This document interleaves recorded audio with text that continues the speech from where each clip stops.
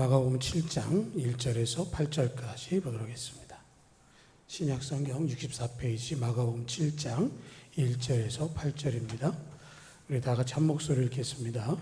바리새인들과 또기 서기관 중 몇이 예루살렘에서 와서 예수께 모여들었다가 그의 제자 중 몇 사람이 부정한 손, 곧 씻지 아니한 손으로 떡 먹는 것을 보았더라. 바리새인들과 모든 유대인들은 장로의 전통을 지키어 손을 잘 씻지 않고서는 음식을 먹지 아니하며 또 시장에서 돌아와서도 물을 뿌리지 않고서는 먹지 아니하며 그 외에도 여러 가지를 지켜오는 것이 있으니 잔과 주발과 놋그릇을 씻음이러라. 이에 바리새인들과 서기관들이 예수께 묻되 어찌하여 당신의 제자들은 장로의 전통을 준행하지 아니하고 부정한 손으로 떡을 먹나이까? 이르시되 이사야가 너희 외식하는 자에 대하여 잘 예언하였도다. 기록하였으되 이 백성이 입술로 나를 공경하되 마음은 내게서 멀도다. 사람의 계명으로 교훈을 삼아 가르치니 나를 헛되이 경배하는도다 하였느니라. 너희가 하나님의 계명은 버리고 사람의 전통을 지키느니라. 아멘. 예수님께서 갈릴리에서 공적 사역들을 진행하시는 중에 일어난 사건입니다. 오늘 말씀을 보면 바리새인들과 서기관 중 몇이 예루살렘에서 와서 예수께 모여들었다라고 얘기하고 있습니다. 이 사람들이 예수의 말씀을 듣기 위해서 온 것이 아니라 예루살렘에 있는 지도자들의 명을 받고 우리가 뭘 봐야 하고 어떤 잘못을 예수님이 하고 있는지를 발견해서 고발하기 위한 준비를 하려고 온 것입니다. 그래서 예수님께서 세례요한 이후에 많은 사람들에게 천국 복음을 가르치시고 기적을 행하고 병을 고치는 걸 통해서 인기를 얻고 유명세를 타는 것이 자신들의 권위를 무너뜨릴 것 같아서 그것을 찾아보기 위해서 온 것이고, 예수님과 제자들의 실수 혹은 고의적인 잘못이 있다면 그것이 무엇인지를 찾자 하는 마음으로 내려왔습니다. 그런데 그들의 눈에 너무 좋은 것이 보인 것이죠. 그래서 2절을 보면 그의 제자 중 몇 사람이 부정한 손, 곧 씻지 아니한 손으로 떡 먹은 것을 보았더라. 그리고 나서 그들이 5절에 보면 뭐라고 예수님께 이야기를 하냐면 어찌하여 당신의 제자들은 장로의 전통을 준행하지 아니하고 부정한 손으로 떡을 먹나이까? 라는 질문을 했다라고 하는 것이죠. 우리 음식 먹기 전에 외출하고 돌아오면 손을 씻는 것은 위생적이고 건강에 좋다라고 배웠습니다. 우리가 코로나를 지나면서 손 씻고 마스크 쓰고 뭐 다양한 그 위생에 관한 것들을 우리가 배웠기 때문에 위생에 대해서는 굉장히 잘 알고 또 그럴만하다라고 말할 수 있는 것인데, 문제는 그런 위생에 관한 질문을 하는 게 아니라 여기서 말하고 있는 5절을 보면 당신의 제자들은 장로들의 전통을 준행하지 아니하고 부정한 손으로 떡을 먹나이까? 라고 이야기를 하고 있다는 것이죠. 전통을 지키지 않는 것 하나, 그리고 부정하다라고 하는 이야기를 이야기하고 있습니다. 3절과 4절을 통해서 그 전통 가운데 보면 손을 씻지 않고 음식 먹지 않고 시장에서 돌아와서 물을 뿌리지 않고는 먹지 않고 잔과 주발과 놋그릇을 씻는다, 이런 얘기들은 장로들의 전통이라고 얘기를 하고 있는 것이죠. 그래서 그런 것을 통해서 왜 그런 것들을 지키지 않느냐라고 하는 것을 이야기하는데요.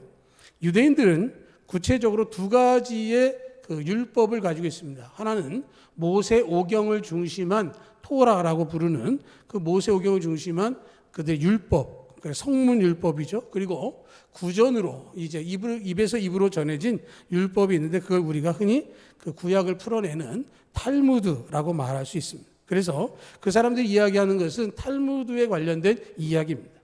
모세 오경을 우리가 어떻게 실생활에서 잘 적용할 것인가, 그렇게 사는 것은 과연 무엇인가를 풀어낸 것이 탈무드고 그것을 지키는 것이 굉장히 중요하게 여겼다라는 것이죠. 아침에도 우리가 안식일 얘기 잠깐 하다 말았는데요. 안식일에는 뭐라고 명령이 되어 있죠? 십계명에 안식일을 거룩히 지키라. 어떻게 지키라는 거냐? 이제 이게 숙제인 거죠. 안식일을 지키는데 안식일에는 아무것도 하지 말아라. 하다못해 만나를 거둘 때도 안식일 전날은 이틀치를 주시면서 나가서 구하지 말아라, 그런 말씀도 하셨는데, 그러면 지금 이 시대, 이 성경에 기록된 이 시대의 사건을 이야기해 보면 어떤 것이냐라는 것이죠.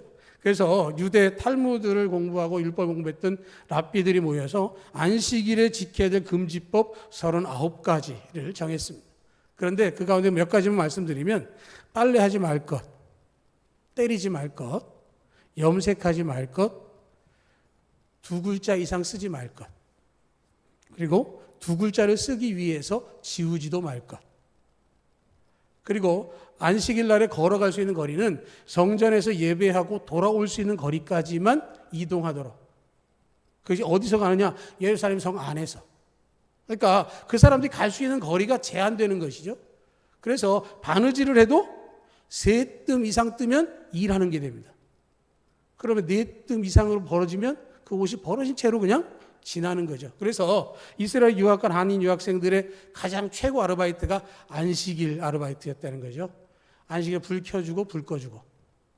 한 10집 정도 하면 그냥 한 주 생활비가 나왔대잖아요. 가서 열 켜주고. 시간 맞춰 켜주고 꺼주는데 그게 일이라고 했다는 거죠. 그러니까 이 사람들의 생각은 우리가 생각하는 일상으로 비춰보면 아무것도 아닌 것들이 굉장히 중요한 의미를 가지고 있는 것이고, 그러다 보니까 이걸 지켜라 하는 얘기를 하는 거예요. 그래서 다시 3절 4절 정리해 보면 손을 씻지 않고는 음식을 먹지 않는다라고 되어 있습니다. 그런데 각주를 보시면 어떻게 되어 있습니까? 손을 씻는데 어디까지요? 팔뚝까지 씻어야 됩니다. 이렇게 씻는 건 안 돼요. 팔뚝까지 씻어야 됩니다. 두 번째, 시장에서 돌아와서도 물을 뿌리지 않는다. 이거는 뭐냐면 밑에 각주로 보여져 있어요. 목욕하지 않으면 이라고 되어 있습니다. 세 번째로 잔과 주발과 녹그릇을 씻어라. 이거는 뭐 위생적으로 바람직하고 큰 적은 아닌 것 같은데, 근데 문제는 뭐냐면 이건 위생적인 것 이상의 의미를 부여하고 있다라고 하는 것이죠. 그래서 예수님께서 왜 이것을 구체적으로 그 사람들에게 책망하면서 지적하셨느냐라는 것은 그 행위 속에 잔재하고 있는 다른 사람들을 정죄하는 그런 잘못이 있기 때문에 그렇다라는 것이죠. 시장에서 돌아와서 물을 뿌리지 않는다, 음식을 먹지 않는다. 그 이유는 뭐냐면 시장은 개방적이잖아요. 누구나 올 수 있는 곳이고요. 또 시장은 개방적이기도 하지만 혼잡하기도 합니다. 물건을 사다 보면 서로 스치기도 하고 엇갈리기도 하잖아요. 그런데 뭘 전제하냐면 그런 사람 중에, 시장에 와서 있는 사람 중에 나는 아닌데 그 사람 중에 혹시 부정한 사람이 있거나 혹시 죄를 지은 사람이 있으면 그 사람하고 내가 접촉함을 통해서 내가 더러워질 수 있다는 걸 생각하는 거예요. 그러니까 내가 혹시 그 사람한테 묻어서 더러워질까 봐 목욕을 해야 된다라는 것을 이야기하는 것이고, 손을 씻을 때 여기만 씻는 게 아니라 팔뚝까지 씻는다는 이야기는 그만큼 정결하게 깨끗하게 씻어내야 된다라고 하는 전제를 하면서 나는 깨끗하고 나와 스쳤던 그 사람들 가운데 혹여 죄를 지었거나 혹은 이방인들이 섞여 있다면 더러운 것이 묻은 것에 대해서는 덜어내야 된다라는 생각을 하고 있었다라고 하는 것이죠. 갈라디아서 2장에 보면 사도 바울이 베드로를 면전에서 책망했다라는 얘기가 기록되어 있습니다. 그 얘기가 뭐냐면 안디옥에서 베드로가 이방인 기독교인들과 함께 식사를 하고 있었습니다. 식사를 하고 있는데 예루살렘에서 야고보의 명을 받은 사람들이 안디옥에 왔다고 하는 얘기를 들었어요. 그러니까 그 얘기를 듣고 베드로가 식사를 하다 말고 그 자리에서 벗어나서 그들의 시선을 피했습니다. 그렇게 되니까 베드로가 나가니까 베드로 따라왔던 유대적 전통을 가진 사람들이 따라 나가고, 거기에 덧붙여서 바울과 동역했던 바나바도 그 자리에서 벗어나는 일을 해서 이방인 기독교인들을 멋쩍게 만들고 그 사람들을 부정한 것처럼 만들었다라고 하는 것이죠. 유대적인 전통에 따라서 이방인들과 식사할 수 없다라고 하는 것을 가지고 행했다라는 것이죠. 베드로가 사도행전 10장에 보면 고넬료의 집에 가서 말씀을 전하는 사건이 나옵니다. 그런데 베드로가 고넬료 집에 가기 전에 요바에서 그 무두쟁이 시몬의 집에서 환상을 봅니다. 그 환상의 맨 끝에 뭐라고 말씀하시냐면 하나님이 내가 거룩하다고 하는 것을 네가 왜 부정하다고 하느냐라는 책망이 있어요. 마찬가지로 고넬료에게 들어가서 이방인과 교제하며 가까이 하는 것이 위법인 줄은 너희도 안다라고 하는 말은 이 탈무드에 같은 율법을 얘기하는 거예요. 그러니까 베드로가 그렇게 한 것처럼 그 유대인들 생각 속에 우리가 혹여라도 사람들과 스치는 중에 그런 일이 있다면 하나님 앞에서 거룩하기 위해서 우리가 씻어야 되겠다라고 한 얘기를 했다라고 하는 것이죠. 그래서 예수님께서 15절과 16절을 보시면 무엇이든지 밖에서 사람에게로 들어가는 것은 능히 사람을 더럽게 하지 못하되 사람 안에서 나오는 것이 사람을 더럽게 하는 것이니라. 그들이 생각하고 있는 누군가로부터 묻어져서 내가 들어가서 나를 더럽게 하는 것이 아니고 내 안에서 나오는 것, 내가 거룩한 것처럼 겉으로는 꾸미겠지만 실제로 내 안에서 드러나고 있는 악한 것들 때문에 오히려 사람을 더럽게 하는 것이 될 것이고, 그 일에 대해서 하나님께서 아무것도 속되게 하거나 깨끗하지 않다는 말씀하지 말라는 지적을 생각하게 되어지는 것이죠. 그런데 유대인들은 그것과 반대로 행했기 때문에 예수님께서 그 책망을 하시는 거예요. 하나님의 자녀라고 하는 자부심과 거기에 걸맞는 거룩한 생활을 하는 것은 좋은 일이지만 그것 때문에 다른 사람을 비판하거나 비난하는 것은 옳지 않다는 것이죠. 믿지 않는 사람들은 하나님께서 품고 구원하기를 원하시는 구원의 대상이고 사랑의 대상인 것이고 하나님의 형상을 입은 귀한 존재이기 때문에 그들을 위해서 주의 복음이 증거되어져야 되는데 행위로 그들을 제단해서는 안 된다라고 하는 것이고요. 그래서 전통과 형식에 매달려서 위선이 되거나 외식을 행해서는 안 된다는 것이죠. 어떤 종교에서도 형식이 없는 것은 없습니다. 그런데 거기에 너무 치우치다 보면 형식이 외식이 되고 그것이 위선이 될 수 있다는 것이죠. 계시록 3장에 보면 라오디게아 교회를 향한 책망이 나오는데요. 네가 말하기를 나는 부자라 부유하여 부족한 것이 없다 하나 내 곤고한 것과 가련한 것과 가난한 것과 눈 먼 것과 벌거벗은 것을 알지 못하는도다. 겉으로 라오디게아 교회가 풍성했다는 것이죠. 부유했다라는 겁니다. 그러나 실제적으로는 그 안에 영적인 곤고함과 가련함과 가난함이 그 속에 있었고 마치 그것을 볼 수 없는 눈이 먼 영적인 어두움 가운데 있었다라는 말씀을 하고 있고요.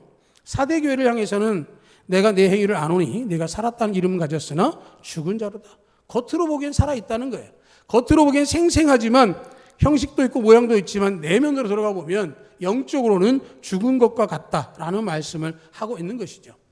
한국 교회를 향해서 많은 걱정과 염려들이 있습니다.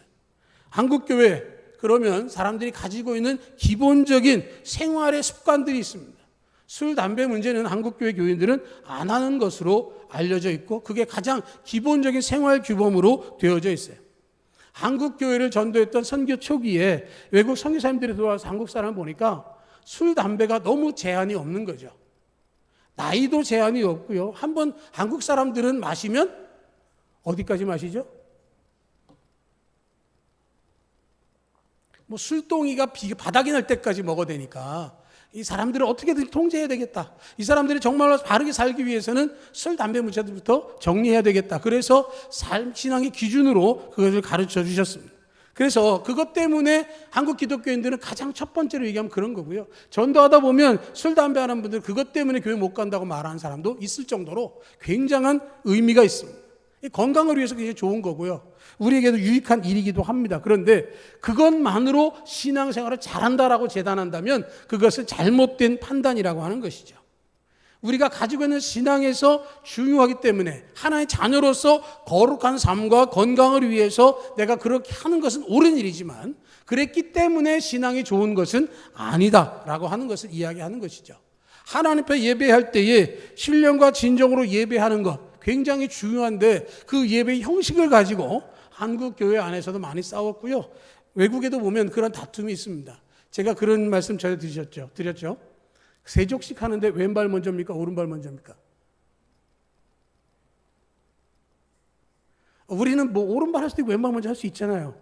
그때 다르잖아요. 근데 미국에는요, 그것 때문에 교회가 갈라졌어요. 목사님이 세족식을 하러 왔는데 오른발을 먼저 내민 사람과 왼발을 먼저 내민 사람이 갈라졌어요. 그래서 왼 세족식파, 오른쪽 세족식파가 갈렸어요. 자기가 보면 오른발, 목사님 볼 때는 왼쪽이잖아요. 그죠? 그런데 그런 것 때문에 갈라지기도 하고요. 아주 소소한 거 가지고 그랬습니다. 우리나라에도 보면 그런 교파가 있습니다. 지금 뭐 그분들이 크게 됐다 잘못됐다가 아니라 무악기파라는 분이 있어요. 거기는 피아노 없습니다. 드럼 없습니다. 오직 박수만이 남아 있습니다. 아주 소수지만 그런 데가 있어요. 그러니까 그런 분들을 생각해서 그걸 제한하고 뭐 가지고 할 게 아니라 정말 중요한 건 뭐냐? 그 안에서 그분들이 고백하고 있는 신앙 고백이 명확하냐라는 거죠. 우리가 예수님 믿고 구원받는다라고 하는 믿음, 사도신경으로 고백되어진 신앙의 신조와 주기도문을 통해서 가지고 있는 기도의 틀을 그분들이 가지고 있다면 그것에 대해서 우리가 이의 제기할 필요가 없고 그리스도 안에서 한 형제요 자매가 되어야 하는데 그러한 어떤 소소한 것 가지고 갈라진 일들이 있었다라는 것이죠. 손을 씻고 음식을 먹는 것, 깨끗하게 샤워를 하고 갈아입고 식사하는 것 좋은 일이지만 그것이 비판의 조건이 돼서는 안 된다라고 하는 것이죠.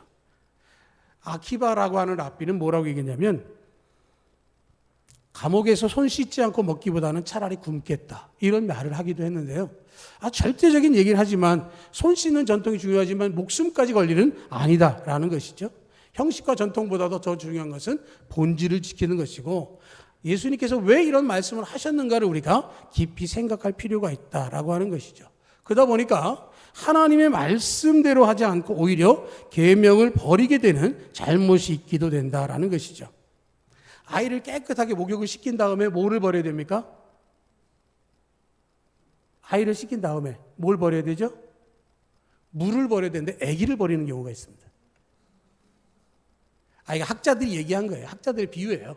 그러니까 뭐라고 얘기했냐면 하나님 말씀에 대해서 열심히 공부해요. 그래 놓고는 말씀을 버리는 거예요. 예수님이 이사야서의 말씀으로 지금 지적하시잖아요. 입술로는 나를 공경하되 마음은 내게서 멀도다. 그렇죠? 사람의 계명으로 교훈을 삼아 가르치니 나를 헛되이 경배하는도다. 정말로 중요하고 본질적인 거를 챙기고 그것을 지키는 게 중요한데 그건 버려버리고 우수적인 것, 자기들이 생각하는 것 가지고 제한할 때가 있었다라고 하는 것을 이야기하는 거예요. 그러니까 8절에 뭐라고 얘기하냐면 하나님의 계명은 버리고 사람의 전통을 지키는 것이다. 우리 하나님의 계명 예수님께서 정리하셨죠? 마음을 다하고 목숨을 다하고 뜻을 다해 주 너의 하나님 사랑하라. 그리고 내 이웃을 내 몸과 같이 사랑하라. 이것이 율법이요 선지자의 강령이니라. 그렇게 말씀하셨어요. 그게 가장 핵심적인 거죠. 성경 전체를 막 뭉뚱그려 정리를 해보면 이 두 가지로 정리된다는 거예요. 하나님 사랑하고 이웃 사랑해라. 하나님이 너를 사랑한 것 같이 너도 그 사랑을 다른 사람에게 드러내라. 그런 말씀을 하고 있는 거예요. 그런데 지금 여기서 말하고 있는 바리새인들, 서기관 중에 몇 사람들은 그런 얘기를 하는 게 아니라 그 예식을 지키지 않은 것 때문에 사람들을 무시하고 비판하고 죄악시하는 거예요. 제자 중 몇 사람이 부정한 손으로 먹은 것을 보고 부정한 손으로 떡을 먹는 그것은 잘못된 거 아닙니까? 라고 이야기를 하는 것은 전통을 위해서 하나님 계명을 잊어버리고 있다라는 얘기를 하는 것이죠. 하나님을 사랑하고 이웃을 사랑하라고 하는 본질을 놓치면 어떻게 되겠느냐 하면서 이후에 예수님께 아주 극단적인 예를 드셨어요. 자, 9절 이하에 쭉 보면 그 계명을 이야기하시고 나서 10절에 부모를 공경하라고 하고 또 아버지나 어머니를 모욕하는 자는 죽임을 당하라 했거늘.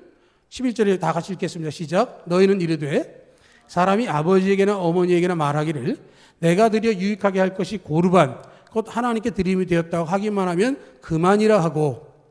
이게 무슨 얘기냐면 고르반이라고 하는 제도가 있습니다. 이거는 하나님께 제물을 드린다는 의미가 있어요. 그런데 그것은 하나님께 드리지만 취소할 수도 있습니다. 그런데 그런 것들에 쓰여진 그 제물들을 통해서 부모를 봉양할 수 있는데 사람들이 고르반 했다고 얘기를 한다는 거예요. 부모님에게. 그러면 부모님이 고르반 하나님께 드려졌으니 우리의 것이 아니구나 라고 생각한다는 거예요. 그래서 시간이 지나면 그 사람들이 제사장에 찾아가서 저희가 고르반을 했었는데요. 취소하겠습니다. 그러면 돌려주는 거예요. 그러면 그게 누구 거가 됩니까? 처음에는 하나님께 드린 거라고 얘기를 했지만 실제로는 자기 것이 되고요. 부모님께 드릴 일을 하나님께 드렸다고 했기 때문에 안 하는 거예요. 그러면 겉으로 보면 고르반한 그 사람에 대해서 야 대단하다. 저 사람 하나님 너무 많이 사랑하는구나. 그런데 실제로는 하나님께 드린 것도 아니고 부모님 공경하는 것도 아니고 자기의 배를 채우는 일에 사용했다라고 하는 것이죠. 그러니까 13절에 말하고 있는 것처럼 전통으로 하나님 말씀을 폐하며 이 같은 일을 많이 행한다. 단순하게 한순간이 아니라 수많은 사람들이 그런 식으로 악용한다라는 말씀을 하면서 들어가는 것이 죄를 범하는 것이 아니라 나오는 것이 사람을 더럽게 하는 것이라고 말씀을 한 이유는 바로 거기에 있다라는 것이죠. 그러니까 우리가 정말로 무엇이 중요한지를 깊이 생각할 때 본질이 중요한 것을 알아야 되겠다라는 것이죠.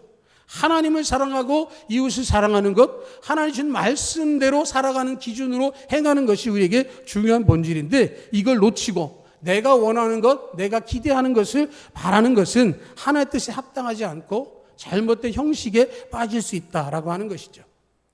전통도 중요하고 또 계명도 중요하지만 정말로 중요한 것은 하나님의 뜻을 지키는 것, 하나님의 말씀대로 행하는 것이 무엇인지를 분별해서 주님이 보시기에 아름다운 신앙으로 신앙의 본질을 지키는 우리 모두가 될 수 있기를 주님의 이름으로 축복합니다.